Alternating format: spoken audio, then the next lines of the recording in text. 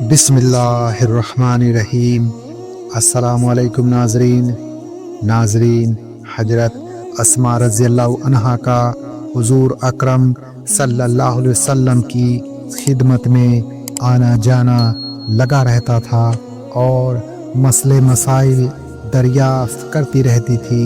ایک بار نبی کریم صلی اللہ علیہ وسلم نے ان کو اللہ کے راستے میں خرچ کرنے اور غریبوں، یتیموں، مسکینوں اور بیواؤں کی خبر گیری کی طرف توجہ دلائی اور 4 باتیں ارشاد فرمائی۔ پہلی، خرچ کرتی رہا کرو۔ دوسری، گن گن کر نہ رکھنا، یعنی جمع کرنے کے فعل میں نہ پڑھنا کہ جمع کر رہے ہیں اور گنتے جا رہے ہیں، آج اتنا ہوا اور کل اتنا بڑھا۔ جمع کرنے کے خیال میں اپنی ضرورتیں بھی روکے ہوئے ہیں اور دوسرے ضرورت مندوں کو بھی نہیں دیتے۔ یہ طریقہ ایمان والوں کا نہیں، بلکہ دنیا سے محبت کرنے والے ایسا کرتے ہیں جن کی جان ہی پیسہ ہے، پیسے کے لیے ہی جیتے ہیں اور اسی کے لیے مرتے ہیں۔ ایک حدیث میں ایسے لوگوں کو روپیے پیسے کا غلام فرمایا۔ حضور اقدس صلی اللہ علیہ وسلم کو ایسے لوگ بہت ناپسند تھے۔ ایک بار آپ صلی اللہ علیہ وسلم نے فرمایا، بے مراد ہو روپیے پیسے اور چادر کا غلام، جس کا یہ حال ہے کہ اگر اسے مل جائے تو راضی اور نہ ملے تو ناراض ہو جائے۔ ایسے شخص کا برا ہو اور اس کے لیے بربادی ہو، اور اگر اس کے کانٹا لگ جائے تو خدا کرے کوئی نہ نکالے۔ گن گن کر نہ رکھنے کا دوسرا مطلب محدثین نے یہ بتایا ہے کہ ضرورت مند اور فقیر کو دیتے وقت اسی لیے نہ گننا کہ کہیں زیادہ تو نہیں جا رہے ہیں اور دل کھچ رہا ہے۔ ایک پیسہ دینے کے لیے جیب میں ہاتھ ڈالا تھا، مگر 2 پیسے کا سکہ ہاتھ میں آ گیا۔ اب سوچ رہے ہیں کہ یہ تو 1 پیسہ زیادہ ہے۔ فقیر کی طرف ہاتھ بڑھانے کے بجائے واپس جیب میں جا رہا ہے تاکہ 1 پیسے کا سکہ نکالا جائے۔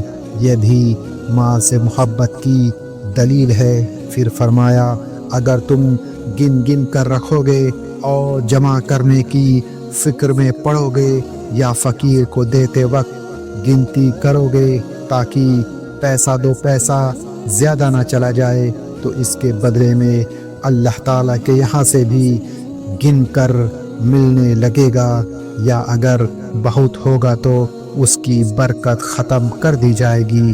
بے برکتی کی وجہ سے بہت زیادہ مال ایسا پٹ ہو جائے گا جیسے 2-4 پیسے ہوتے ہیں۔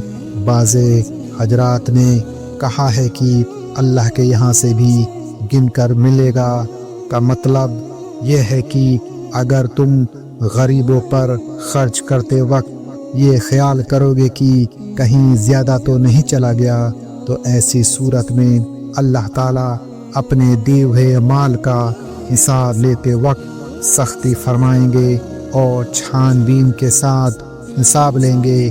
پھر اس وقت کہاں ٹھکانہ ہوگا۔ اللہ نے تمہیں دیا ہے، تم اس کی مخلوق پر خرچ کرو۔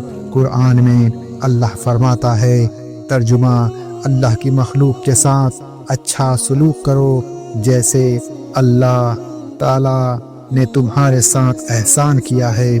تیسری نصیحت یہ فرمائے کہ جمع کر کے نہ رکھنا، ورنہ اللہ تعالیٰ بھی اپنے غیب کے خزانے سے تمہیں نہ نوازے گا اور اپنی طرف سے دینے میں کمی فرما دیں گے۔ بات یہ ہے کہ اللہ کی مخلوق پر خرچ کرنے سے اللہ کے یہاں سے بہت ملتا ہے اور روزی میں برکت اور ترقی ہوتی ہے، اور اگر تھوڑا ہو تو اس میں برکت بہت ہوتی ہے۔ جن لوگوں کو جمع کرنے کا ذوق ہوتا ہے اپنی ضرورتوں کو بھی دباتے رہتے ہیں، بچوں پر خرچ کرنے میں کمی کرتے ہیں، پھر دوسرے محتاجوں کو دینے کا سوال ہی کیا ہے۔ ایسے لوگ وہ فرائض بھی ادا نہیں کرتے جو مال سے متعلق ہے، زکوٰۃ، صدقہ فطر، قربانی اور بندوں کے واجب حقوق۔ ماں باپ کے خرچوں کی طرف بالکل دھیان نہیں دیتے، جس کی سزا آخرت میں بہت بڑی ہے۔ قرآن مجید میں ارشاد ہے، ترجمہ: وہ آگ ایسی دہکتی ہوئی ہے جو خال اتار دے گی، وہ اس شخص کو بلائے گی جس نے پیٹھ پھیری ہوگی اور بے رخی کی ہوگی اور جمع کیا ہوگا، پھر اس کو اٹھا اٹھا کر رکھا ہوگا۔ چوتھی نصیحت، فرمایا کہ تھوڑا بہت جو ہو سکے اللہ کی راہ میں خرچ کرتے رہو۔ لفظ جو کچھ ہو سکے بہت عام ہے اور ہر امیر غریب اس پر عمل کر سکتا ہے۔ در حقیقت اللہ کے راستے میں خرچ کرنے کا تعلق آخرت کی محبت سے ہے، مالداری سے نہیں۔ غریب بھی خرچ کر سکتا ہے مگر اپنی ہمت اور حیثیت کے مطابق خرچ کرے گا، اور امیر بھی خرچ کر سکتا ہے، وہ اپنی حیثیت کے مطابق پیسہ اٹھائے گا۔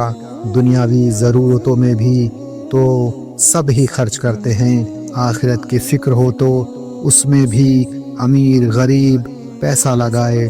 حدیث کی شرح لکھنے والے عالموں نے بتایا ہے کہ نبی کریم صلی اللہ علیہ وسلم نے حضرت اسماء رضی اللہ عنہا سے یہ لفظ کی تھوڑا بہت جو ہو سکے خرچ کرو، اسی لیے فرمایا کہ اس زمانے میں غربت کی حالت میں تھی، اور یہ بات بھی ہے کہ شوہر کے مال میں سے عام طور پر تھوڑا بہت ہی خرچ کرنے کی اجازت ہوتی ہے۔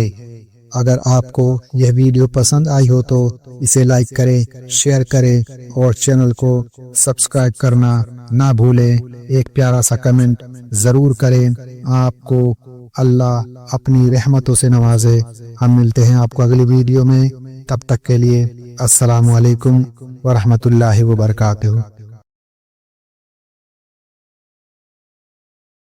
یا رسول اللہ، یا حبیب